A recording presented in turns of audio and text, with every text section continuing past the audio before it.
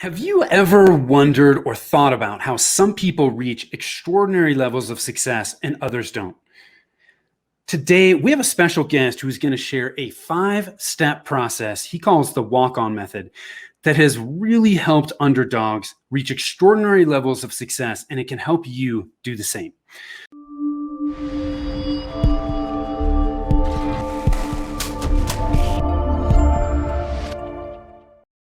Hi, I am Tim Fitzpatrick with Rialto Marketing, where we believe marketing shouldn't be difficult. All you need is the right plan. Thank you so much for taking the time to tune in. I am really excited to have with me today Jim Roddy, who's the author of the Walk-On Method. Jim, thanks for taking the time to join me. Tim, great to be here today. Thanks for having me.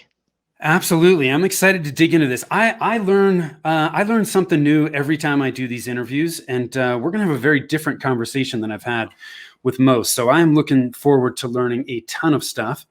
Before we do that, I'd like to ask you some rapid fire questions. Help us get to know you a little bit better. You ready to rock? I'm ready. I've stretched out fully before this, so I'll be able to catch everything you're throwing at me. You've warmed up. Yes, I have. So when you're not working, how do you like to spend your time? So the thing that I love to do best is coaching youth sports. Did that with my younger brother. He was adopted. He was 16 years younger than me. And then I have a daughter now who's 15 years old. So I loved coaching them in basketball and in soccer from the very early stages, like even pre-kindergarten, all the way through. And I don't like it because I'm not one of those coaches who's like super focused on winning. Like, of course, I love to win, but that is way further down my list. Like, I like teaching kids the skills and seeing them improve, and then teaching them the principles that go into getting better that can apply to your life, like hard work and teamwork. Like, one of the principles we always had was, and I borrowed this from John Wooden, the legendary UCLA coach, was leave the place cleaner than you found it. So if we would go to our soccer sideline for a game and the prior team had left their water bottles or juice boxes or whatever there, when we left and cleaned up, we'd say pick up your stuff and pick up their stuff too. And so I hope that sticks in kids' heads. And so we tried to make it a great experience for them and then also for the parents. And the great thing was kids who we coached prior, they wanted to play for our team the next year. Like the last year that I actually coached, I had more kids than I was allowed because a girl got put on another team and she was disappointed in that coach. And so she just brought her old uniform, and instead of having 15 kids, we had 16. We're like, no one's going to notice that, we have 2 number 11s or something like that. So that's a thing that I really like about the coaching, is seeing the kids develop and making sure it's a great experience for them. Yeah, that's awesome. I love that. You had demand, and that was not by accident. So I love that. What's your hidden talent? You're probably hoping for a fun answer to this question, like something I'm totally agnostic here. Okay, all right. Well, good, because you won't be disappointed then, because I'd say my hidden talent is organization. And so, I've worked with a lot of people over the years, and I don't like painting people with broad brushes, but we all tend to fall into 1 or 2 buckets for the most part. One is operationally inclined, and another one is people who aren't operationally inclined. And so if you're operationally inclined, which I squarely fall into that bucket, you think about systems, right? You think about, how can I map this out? How can I stay straight? And I could pick up my camera and show you all around how organized I am in here. But I'll give you an example. When I travel, I have an actual checklist of everything that I need to bring with me, and I check off and cross off and things like that. So a lot of people are like, I'm traveling, I'm going to have fun. I'm like, well, let me pull this out, let me print this up and make sure I have everything going on. But for me, it gives me peace of mind. So when I travel, I don't forget things because there's nothing to forget, right? Because the list is on there. And so that has helped me become, as a client for people, as them being my client, as a coworker, I'm seen as reliable because of that I'm organized. So if I'm not on time for something, people don't say it's probably Jim blowing things off. They're like, is there a glitch on my end, right? Or is his leg caught in a bear trap or something like that? And so it really builds trust. The more organized you are, the more reliable you can be, and you build up trust with people in the long run. Oh, Jim, this is scary. You and I are cut from the same mold. I use Evernote, and I have a tag in Evernote called checklist. That's where all my checklists are. I have a skiing checklist. I have a travel checklist. I have a paddleboard. Anything that I do, I'm like, dude, I just want to make it easy, and I want to leave the house knowing that I haven't forgotten anything. So, yeah, we're cut from the same mold. People are like, I'm feeling it, Tim. I'm totally feeling on that. Like, Jesus, you guys are so anal. Yes, we are, but we don't forget anything. What's the best piece of advice that you've ever been given? 3 words: character is destiny.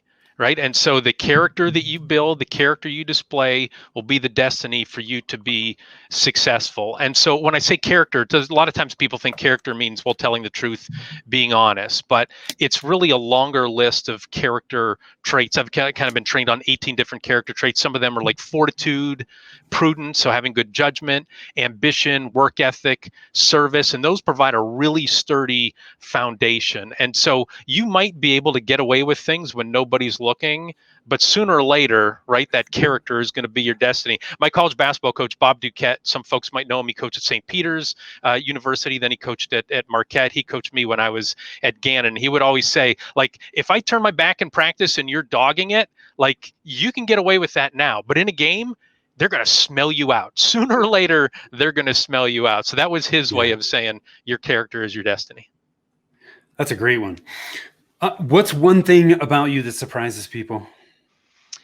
It used to be my age. Like before, like when I was 30 years old or right around that age, I published a sports magazine and I would drop it off in high schools because we covered local high schools here in Northwest Pennsylvania. And I had people think I was a student, right? I was, 10, 11 years out of school. So I don't get that as much anymore in terms of surprising. And so the one thing I guess if it is, and it might tie in with that organization, is if there's a worthy task or outcome, I am persistent, I am relentless in making sure that I achieve that or doing everything I can to get as close as I can. You mentioned my book, The Walk-On Method. So we feature 31 underdogs who became extraordinary. I was one of those folks in there, so that was easy for me to get my story. But the other 30 people, I had to reach out to well over 100 people in order to get the right 30 and get in contact. And those 30, I didn't only reach out to them one time. It was over and over and over across a span of 5 years. So it's that relentlessness. And one of my favorite quotes is, the weak never started and the cowards died along the way. And I do not want to be weak. I do not want to be a coward. So if I get something in my mind, if I get a goal, I'll keep working and working until we get what we wanted. Awesome. What's success mean to you? I'm going to quote John Fetterman. So I'm in Pennsylvania, as I mentioned. He's our attorney general. He's actually going to be running for Senate. And so his quote, and I have to look off camera because I have it in 3 places. All right. And it's, if you're good, help someone else get to good. And I just think that's a great thing. Like, that is what success is. It's not the money. It's not the fame. If you're helping somebody who's not good or they're short in something get to good, that to me is what success is all about. And that's part of why I wrote the Walk-On book. It wasn't for, again, the money or the fame and thinking like I'm going to be a millionaire. It was just a message that I really wanted to get out to folks, because that message helped. What I learned helped me get good. I wanted to help other people get to good as well. Where's your happy place? It ties in with sports, so it would be at the Gannon University Hammermill Center. That's my alma mater in Erie, Pennsylvania. And so anytime there's a basketball game at the Hammermill Center, so I've played college basketball there. I coached a boys club team that would play there. I would broadcast on the radio and TV games there. Now, the Hammermill Center is not like some posh arena with, some digital screen or something like that. It was built in 1949, wooden bleachers at the top, cushion seats closer to the floor, fans sit in folding chairs even closer to the floor. But it is just a phenomenal atmosphere for a basketball game. And when I'm there and you can hear the squeaking of sneakers and the ball being dribbled and the smell of popcorn, like, that is my happy place. And that's why during the pandemic, it was even harder for me, because I have not experienced that feeling in moving in on close to 2 years now, because games were closed to the public. So really looking forward to getting back this fall. I imagine that that brings you right back to playing there. Well, when I sit down, it brings me back to playing there, because I didn't get on the court as often as many other people. So when I do take my seat, I actually get a better view than I did sitting way at the end of the bench during my days there. What qualities do you value in the people you spend time with? As you might have picked up so far, a sense of humor, right? I like people who are poking fun of themselves and able to take things, to not take themselves as seriously as maybe they should. But at the same point, somebody who has intellectual curiosity, right? Who wants to dig into stuff and really understand new concepts. And then I'd also say somebody who's humble. and they don't think about themselves as better than other people, even as accomplished as they are. And I'd say another big one is empathetic. People are just out for themselves. Yeah. I just can only tolerate that for so long, and so long being measured in seconds, if not milliseconds. So sense of humor all the way on the end of being empathetic and really caring for other people. And again, I think that John Fetterman quote ties in with it as well. Like, you've got to be looking to get other people good, not patting yourself on the back. Awesome. So, tell us a little bit more about, walk on method, what you're doing, why'd you write the book? Sure.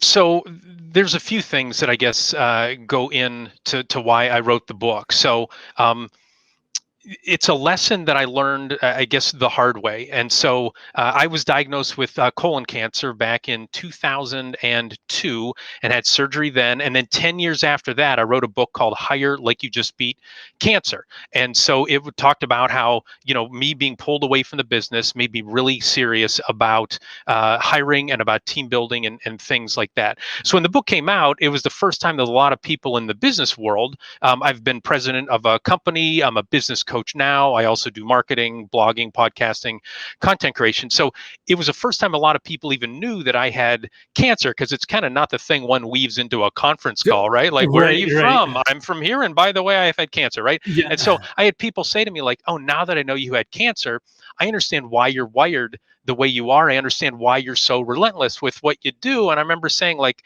thank you, but like, I don't wake up every day thinking about myself as a cancer survivor. So when I look back, I said, well, why do I behave this way? And I realized the root of that was the way that I attacked walking on to the Gannon University men's basketball team. So Gannon was a small college powerhouse back in the day. I mean, they had guys 6'9", 6'11", 6'6", like these all-American, small college kind of guys. And here was me, 5'10", 145, soaking wet. And so I had that drive in order to make that team. And I realized that was the formula that was successful to me making the team, to me starting my own business, to me moving up the ladder to become president of a technology publishing company, for our organization to move forward and get all sorts of accolades and awards. So I wanted to share that. Once I realized that, I started jotting down the walk-on method and then the 5 steps. And then I said, well, if this works for me, I wonder if it can work for other people as well. So I reached out to a whole bunch of walk-ons to see if they would prove my hypothesis. And oh boy, did they ever. They were loud, screaming successes. So that's what really drove me to write the book, to get that formula success, not just that I would keep it and hold it and maybe share it with a couple people, but share with as many people as possible. So let's dig into the book. What's the core message of the walk on method, and how can we apply that to leaders and small business owners today? Sure. So as I touched on earlier, we featured 31 underdog athletes. So for those who don't know what a walk-on is, it's a non-scholarship player on a team that has everybody else has a college scholarship, essentially, right? And so they use their college experience. So a lot of times when people think of college experience, it's like sleeping in, drinking, skipping class. But these folks were on the opposite end. They were scrambling to make a team. They were scrambling to stay on a team.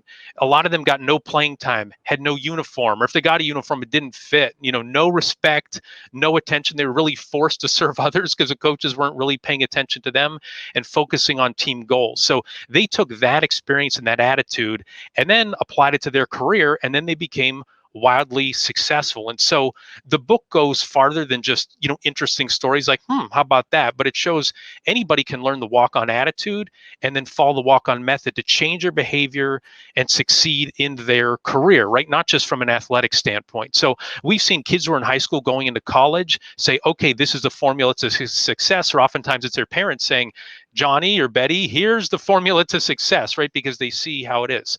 Somebody who's new to the workforce, this is the way to really move up in an organization. It's not being political. It's not kissing up to people.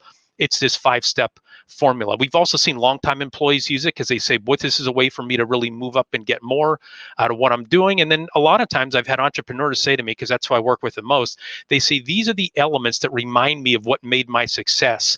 And these are things that I can teach my team. So like the gist of the book you asked is, it's that ordinary people, even underdogs, and maybe especially underdogs, ordinary people will accomplish extraordinary feats when their energy is properly channeled. And so the way that these walk-ons behave now is second nature because they were forced to behave that way to survive as a walk-on. And so the book, as you can tell, it's accessible, it's not academic, and this is a great tool that we've seen to help leaders groom their future leaders, right? To teach individuals inside their organization the actual attitude they need to take, the actual approach, and the actual actions they need to take in order to become a better performer, as opposed to just, kind of these softer things that folks, try that's more of a gimmick or something to that degree. These are like really getting down to the nuts and bolts of how you need to behave to be a good performer. So it's really, they're taking those 5 steps and not only using it for themselves, they're using it for their entire organization and the people that are in their team.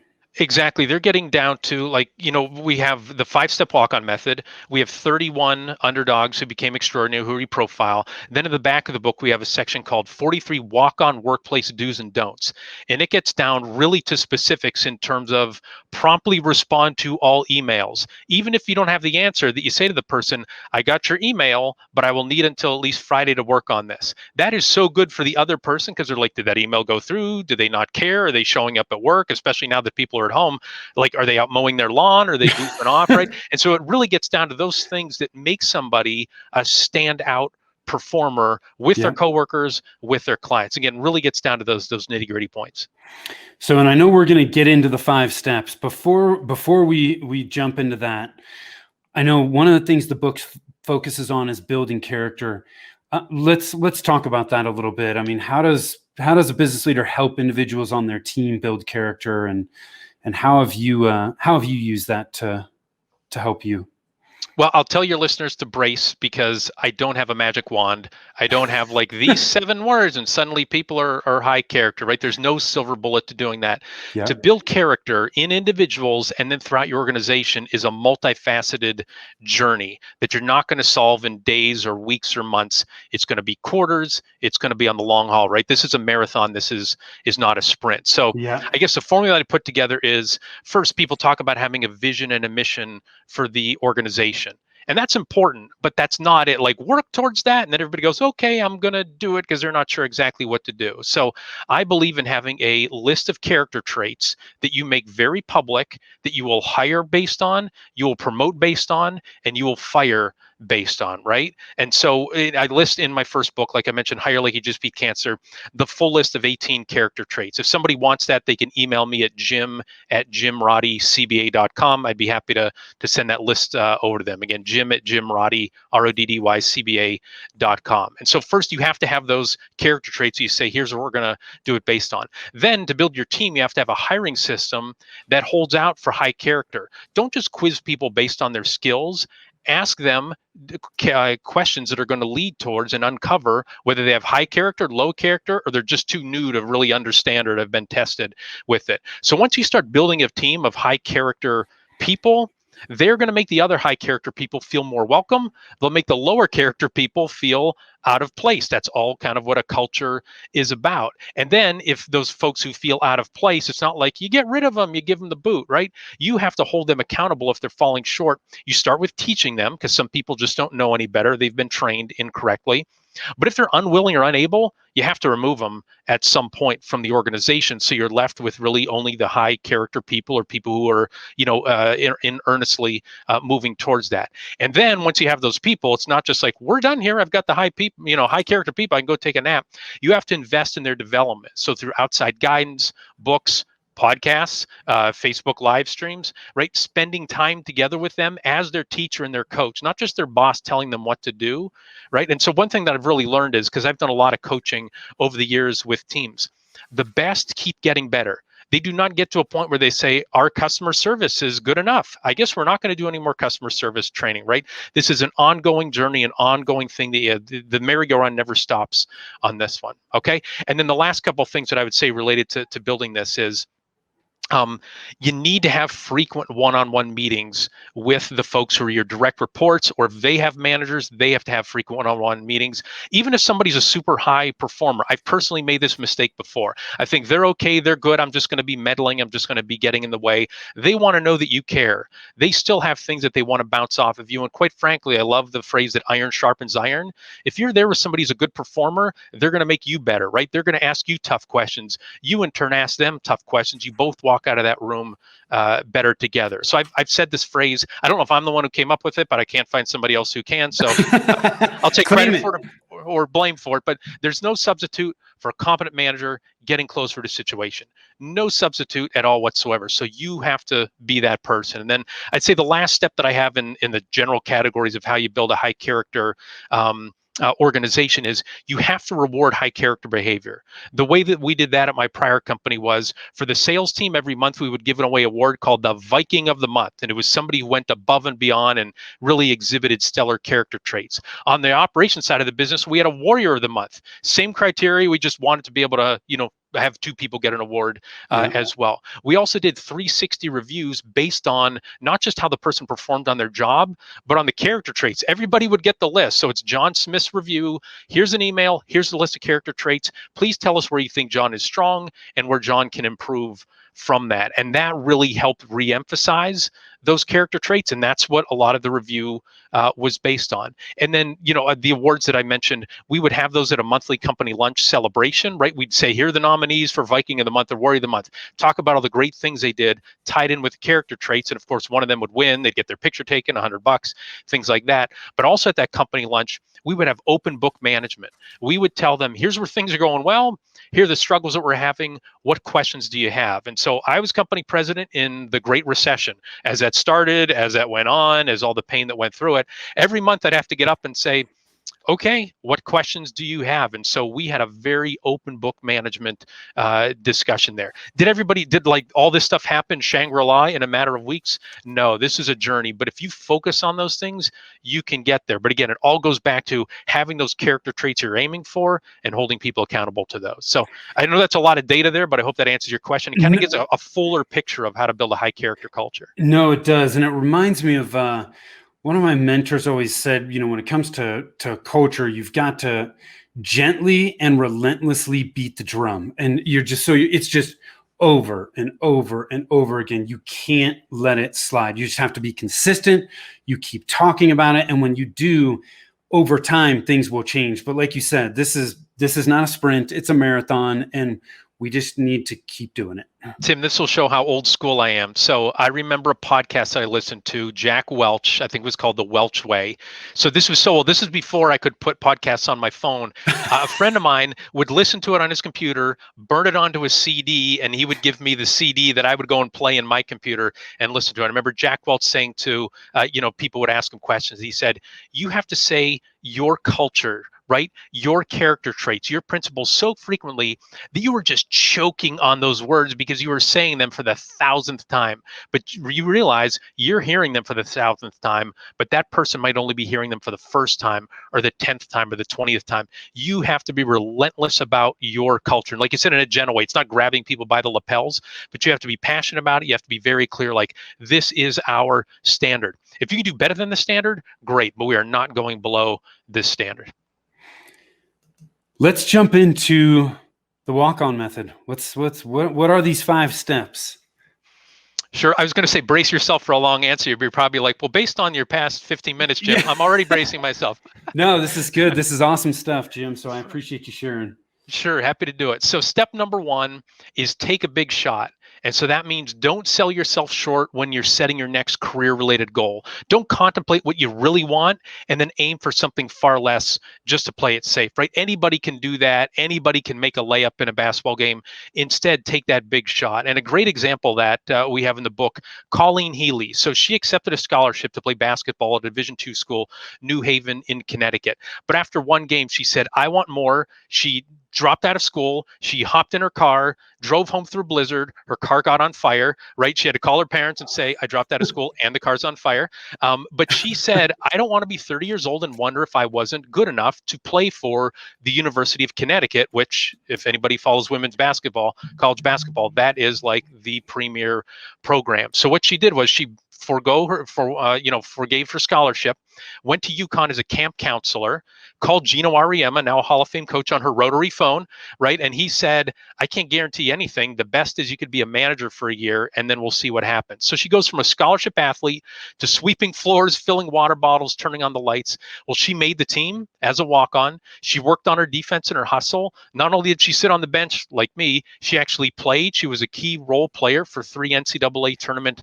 qualifying teams. And you might think, well, that's a good story. How does that apply professionally? After graduation, she never thought she would leave Connecticut, but she said, I'm going to move south. She pursued a career in medical sales. She advanced to senior positions at 2 multi-billion-dollar companies across 22 years. But she's not done yet taking a big shot, right? She's always looking to do something bigger. She left the medical field to become a consultant, and then she co-founded a leadership organization where today she speaks to corporations, student athletes. She's been brought to the women's Final Four, across the United States. And she tells those people she speaks to, you never know when your day is going to come, right? So you've got to take that big shot. You got to be ready to follow through on it. Awesome. So I'm taking a big shot. What's my next step? Sure. Step 2 is make a passion statement. So that's passion with a P, not with an F. I am not going to give anybody counsel or guidance on fashion, completely unqualified for that. So to make a passion statement has 3 steps to it. Prepare with passion, practice with passion, and then play with passion, right? Too many people just wish that their dream is going to come true, but it's not enough to give your all only when the moment presents itself. So we say, don't wish for your dream, don't wait for your dream, walk on to your dream, right? So of course you see these walk-ons, they play with passion, they're diving on the floor, they're doing all this stuff, but people don't see the preparation they put into it and the practice that they put into it in order to get to where they are. Quick story about that, Sean Bedford, he was a walk-on at Georgia Tech, and the only way he made it as a walk-on, extra time in the weight room, extra time on the practice field, extra time in the film room, even when he was on the scout team. So what that meant was he wasn't going to play in the game on Saturday, but he was scouting the other team so he can give his teammates a better look in practice. And so he worked his tail off, ended up switching to offense, ended up becoming a starting center, ended up being all conference for 2 years. And then he took that same attitude, and after graduation, he applied his walk-on attitude. He wanted to go to law school, and he got waitlisted. And so anybody who knows who that is, they're like, we don't really want you. If these other people say they'll come, we'll take them. But if they say no, I guess we'll have to get you. And so instead of him saying, oh, this is terrible, maybe I shouldn't do it, he took the attitude and said, hey, what I did as a walk-on, I'm going to apply that to law school. I'm just going to outwork everybody. And in fact, he ended up finishing the top 10% of his class before he was in that waitlist group. Now he's a patent attorney. And so he has that same relentless, I'm going to leave no stone unturned approach to every single case. And that ties in with step 3. It's run uphill. And so we're taught to avoid obstacles, right? We're taught when somebody's placed in front of us, like we should be scared, we should close our eyes, we should be apprehensive, right? And so these walk-ons knew at the other end of a difficult experience that they'll be paddle tested, because those obstacles, they're going to take longer, but they're going to make them stronger. So step 3 is run uphill. And it goes back to when I was a youth athlete. And so I was running cross-country races. When you saw a hill, that was a time that everybody would slow down. And what do you do up a hill? You trudge up a hill, right? Well, I took the attitude of, what if I convert this into an opportunity and I just actually, every hill, I sprint up the hill and I run as absolutely fast as I could. So, there's one thing about passing somebody in a race that is demoralizing for them. When you pass somebody going uphill, they are looking at you like you are some complete psycho, right? And Yes. so when you see obstacles, embrace those obstacles. They're going to make you stronger the more that you learn from them. So that's kind of combining steps 2 and 3 together. Make a passion statement and then run uphill, embrace those obstacles. So the passion statement, it's not necessarily a statement as we necessarily think about. It's just making sure that you're preparing, practicing, and playing with passion all the time. Did I get that right? Yeah. So there's a quote, and I actually learned this when I was coaching 5th and 6th grade basketball way back in the day, and our assistant coach would say it: the will to win means nothing without the will to prepare, right? And so everybody wants to hit the game-winning shot and be the hero. But who's getting up early on a Saturday morning or staying late on a Sunday night under the lights, working on their shot, Yeah. relentlessly working on their shot, sprinting and doing drills and working on their left hand in order to set yourself up for that game-winning shot. So that's what we saw in all these walk-ons. It wasn't just on game day that they shined. They actually put so much focus, showing up early for practice, staying late after practice, pushing their teammates, that made their teammates more successful, made them more successful as well in the professional world. Yeah, that's so interesting because you can't expect to hit that game-winning shot if you're not doing that outside of the game, right? You have to be you have to prepare for that opportunity to actually happen. Exactly right. Yeah, I just actually saw a clip of Pat Ewing, Georgetown legend. Now he's a coach there. Player took a bad shot, and he's like, "When have you ever practiced that shot? Like, Yeah. why would you take a shot you never practiced before?" And that's what I think people see, the tip of the iceberg. Somebody successful, and they're like, "Oh man, overnight success story." They don't see all the long, long hours that person put in. Yeah, it's like you see the tip of the iceberg. You don't see the rest of the stuff below the water. Yeah, exactly. Okay, so we're taking a big shot. We're making a passion statement. We run uphill, right? Embrace that challenge. What's the fourth step? Fourth step is it's no fuss, all must. So no fuss means control your emotions, especially the negative ones, right? As you're advancing your career. So if you had a pay raise that was lower than you would hope, instead of saying like, well, I'm just going to coast, I'm going to give them what they want, say, darn, I wish it was more, but go and work overtime, right? Go do whatever you're going to have to in order to improve your company, improve your skills, improve your company's bottom line. Because the more money your company brings in, the more money is going to be available for a pay raise, right? And so that's part of the no fuss. Get over those emotions and get to work right away. And then all must is, people are probably saying, I don't really understand that word. It's an acronym, and it stands for maximize unique strengths. And so most of the walk-ons that we profile in the book, they were shorter, skinnier, or slower than their more gifted scholarship athletes. I was two of those three. I was clearly shorter, definitely skinnier, but I was actually fast. I only had one of those going for me. But they figured out what their special ability was, or their special attitude, and they brought that to the team to maximize and benefit them as a whole. And a great example of that is Brandon Landry. And so it's super easy to tie his walk-on experience to his professional success, because he's a co-founder, the co-owner, and the CEO of Walk-On Sports Bistro. Anybody who's watching this in the Southeast, that's a very fast-growing restaurant franchise. And so, like, Drew Brees actually just became a part owner of them. So here's Brandon's essentially his athletic career in a nutshell. He tried out for his high school team and he got cut. And instead of saying, like, I guess basketball isn't for me, he said, I've got to work harder. He came back, made the team, became one of their best defensive players. He wanted to walk on at LSU. He got cut. Instead of saying, I guess I'm not going to play here, he said, I've got to work harder. I got to play more. I got to get stronger. I have to do the things I need to do to make this team. And that's what he did. Then they just brought him back as a practice player. So he didn't even get a uniform, right, to be played in the games. They just needed him as fodder for that. Well, he realized the first few practices, like, I'm getting manhandled. Well, guess what? His attitude was, he didn't cry. He said, I got to work harder. I got to get better. Got to work strong. Got to get stronger. He attended their off-season work and strength program, and then did additional things as well. Ended up making the active roster. But even that, he had no name on his uniform, right? For several games, the coach didn't even know his name. He just called him Walk On, right? And so, right. And it's funny because when he started his restaurant, Walk-Ons, John Brady, who was his coach, said, do I get any credit for giving the name of the restaurant? Because that's all they called you for the 3 years that you were here. But his restaurant is now a super, super successful franchise. But the first 6 banks they went to all said, no, no, no, no. The 7th bank said yes. And I asked him, what if the 7th bank wouldn't have said no? He's like, we would have found an 8th, right? Like, we were going to do whatever it took to get this thing off the ground. So that's what gets into that no fuss, all must, right? You're going to have some emotions, have those for a minimum period of time, but then go take action and maximize your unique strengths. Awesome. What about step 5? Step 5 is really, really easy to comprehend. It's never, ever, ever, ever, ever, ever quit. And the term that we put in is make them throw you out of the gym. Don't throw yourself out of the gym. That's one thing that we found is a lot of these walk-ons, people told them, I don't think you should play. And they're like, I'm going to do it. And other people are like, are you crazy? And they're like, I'm going to do it. Well, they had on campus people who were much taller, stronger, faster, more gifted than them. But those people threw themselves out of the gym. Well, hey, I am too busy to do this. I'm probably not going to get a lot of playing time. They made all sorts of excuses, and they quit before they ever, started going down that path. And so it's, you've got to never, ever, ever, ever, ever, ever quit. Once you're on a path, don't give up. And just a quick example, that Megan Lightfoot, she was a rower for UCLA, but before she was a rower, she was a lifelong athlete. But she said, I'm not going to play volleyball or swim or basketball at UCLA. I'm going to look for a different sport. Went into the rowing office, and a lot of times people think, ooh, they're going to wine and dine you as a recruit. So she talked to the assistant coach there, and he said, here's a process, but you're probably going to quit.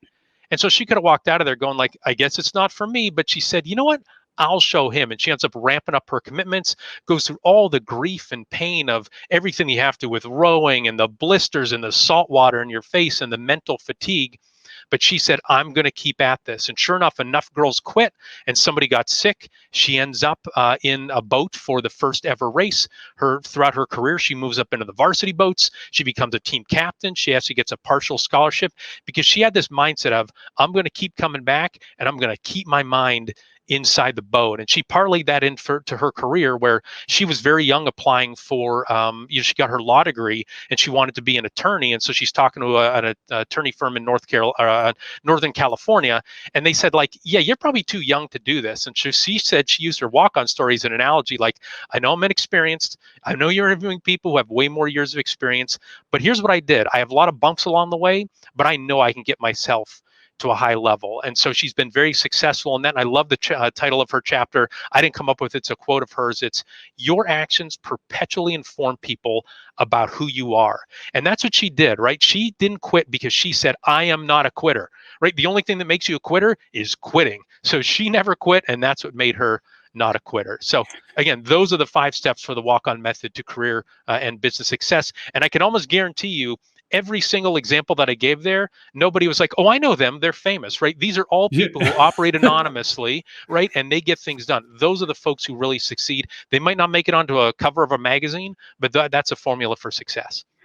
I want to ask you about never quitting, because I think there are a lot of people that quit long before they should, and that's why they don't reach success. But at the same time, I also think that not quitting doesn't mean that you're not going to change course at times, right? 100%. One of my favorite books is called Getting to Plan B. And it talks about, you have your plan A, but you haven't really tested it and stress tested it against reality. And so Getting to Plan B says, throw yourself out there, keep trying, keep aiming on the best outcome, but the actual tactic or the end place you're going to be is probably going to be more in that plan B, because you just don't have enough information when you get plan A, right? And so I always say, don't quit until you get what you came for. Right. Yeah. So if your goal, Trent Dykes is a great example in the book. So he was a walk-on for the football team at the University of Washington. He was a quarterback. He was on the team for 4 years. Guess how many minutes he played? Guess how many snaps he took across those 4 years? 0. None whatsoever, right? And you think, that's crazy. Like, why would somebody do that and all that extra work that you have to do? But his end goal was, man, I want to be an attorney here in the state of Washington, playing football for UW. That's going to introduce me to so many people and be a great conversation starter. I'm going to be a 4-year player here. I'm going to get a great experience.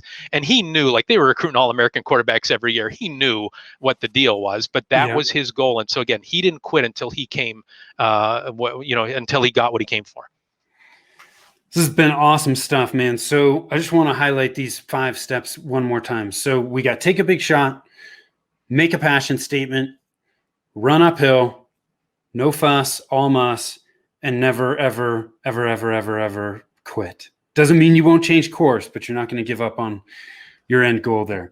Exactly right. This has been fantastic. Jim, do you have any last minute words of wisdom, thoughts you want to leave us with today? Sure. A couple things. One is, you don't need to be an athlete to embrace the walk-on method, right? If you're a sports fan, the book will really speak to you in a whole bunch of different ways, like, hearing great stories and maybe some athletes and coaches that you've heard of before. But when I started writing the book, I wrote up the first few chapters and test marketed them with entrepreneurs who were actually averse to sports, right? They had no sports background. Their kids weren't in sports. They actually didn't like sports at all, to see if it resonated with them. And they were like, this is awesome. Like, keep it coming. Like, they were able to relate to it at a business level, at a human level, and not just at a sports level. So, and the other thing is, so tying in with that, you don't have to have a sports background. You don't have to have any advanced degree or anything to take a big shot or prepare with passion or maintain emotional control, right? And so, to the entrepreneurs out there, you hear the principles that, we shared here today. Wouldn't you love to have a team of people who embrace that walk-on approach as opposed to one or two people? You're like, they're really stand out. They're really hard workers. They do all these things, right? You can build this up with a team. This is something you can teach that anybody can embrace. And I'll also say I'd be happy to share a free chapter and that list of 43 walk-on method workplace do's and don'ts. So folks just have to email me. You see the URL there, jimroddycba.com. Just email me at jimroddycba.com. You'll be able to see how the principles and the walk-on workplace do's and don'ts really tie in with actions related to high character.